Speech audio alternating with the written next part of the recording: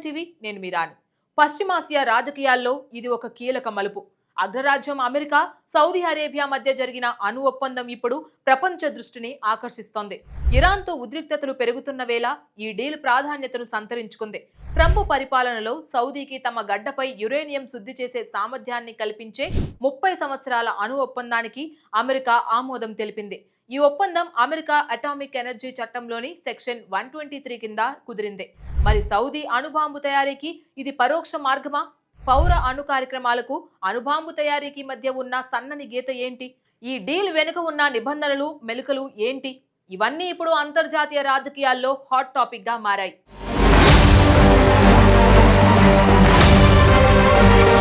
ఈ డీల్ వెనుక ఉన్న ప్రధాన ఉద్దేశం సౌదీ అరేబియా శిలాజీ ఇంధనాలపై ఆధారపడడాన్ని తగ్గించి స్వచ్ఛమైన అణు విద్యుత్తును ఉత్పత్తి చేయడమే.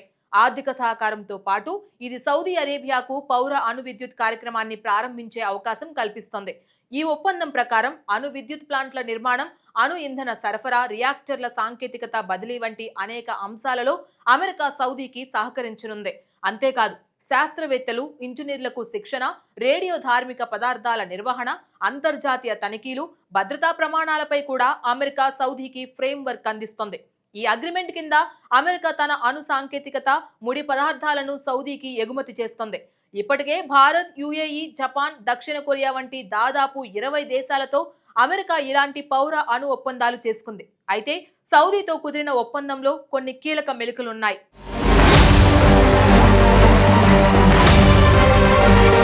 సాధారణంగా అమెరికా చేసే అణు ఒప్పందాలలో యురేనియం శుద్ధి, ఇంధన పునఃప్రక్రియపై కఠిన ఆంక్షలు ఉంటాయి. కానీ సౌదీ అరేబియా ఈ ఆంక్షలను అంగీకరించలేదని సమాచారం. ఫలితంగా యురేనియం శుద్ధికి అమెరికా గ్రీన్ సిగ్నల్ ఇవ్వాల్సి వచ్చిందని తెలుస్తోంది.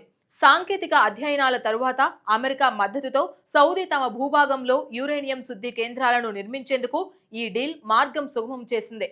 అయితే ఈ శుద్ధి ప్రక్రియపై అమెరికా ఎప్పటికప్పుడు సమీక్ష చేస్తుందని ఒప్పందంలో చేర్చారు. ఈ ఒప్పందంలో గోల్డ్ స్టాండర్డ్ నిబంధన లేకపోవడం ఆందోళన కలిగిస్తోంది. సాధారణంగా ఈ గోల్డ్ స్టాండర్డ్ ప్రకారం ఏ దేశమైనా యురేనియంను శుద్ధి చేయకుండా, వాడిన ఇంధనాన్ని పునఃప్రక్రియ చేయకుండా నిషేధిస్తుంది. అణు ఆయుధాల తయారీకి ఇవి కీలకమైన మార్గాలు. అంతేకాదు, అంతర్జాతీయ అణుశక్తి సంస్థ అదనపు ప్రోటోకాల్ను సౌదీ అంగీకరించాల్సిన అవసరం ఉండకపోవచ్చు. ఇది IAEAకు విస్తృత తనిఖీ అధికారులను ఇస్తుంది. ఇప్పుడు ఈ ఒప్పందం కాంగ్రెస్ ముందు సమీక్షకు వెళ్లనుంది. కాంగ్రెస్ లో కొంతమంది చట్టసభ సభ్యులు ఈ డీల్ ను వ్యతిరేకించే అవకాశం ఉంది. మధ్యప్రాచ్యంలో అణు విస్తరణపై వారి ఆందోళనలు వ్యక్తం చేస్తున్నారు. ఈ ఒప్పందాన్ని అడ్డుకోవాలంటే కాంగ్రెస్ ఉభయ సభలు ఉమ్మడి తీర్మానాన్ని ఆమోదించి అధ్యక్షుడి వీటోను అధిగమించడానికి 3/2 మెజార్టీని సాధించాల్సి ఉంటుంది. ఒకవేళ సౌదీ అణ్వాయుధాన్ని తయారు చేయాలనుకుంటే యురేనియం శుద్ధి ప్రక్రియ ఒక్కటే సరిపోదు. అంతర్జాతీయ అణుభద్రతా ప్రమాణాల ఒప్పందం నుంచి ఆ దేశం బయటకు రావాలి. అణుబాంబు డిజైన్, డెలివరీ వ్యవస్థలను కూడా అభివృద్ధి చేసుకోవాలి. నిపుణుల ప్రకారం ఇవి రహస్యంగా జరిగే ప్రక్రియలు కావు. అందుకే సౌదీ ఇప్పట్లో అణ్వాయుధ తయారీపై దృష్టి సారించకపోవచ్చని నిపుణులు అభిప్రాయపడుతున్నారు.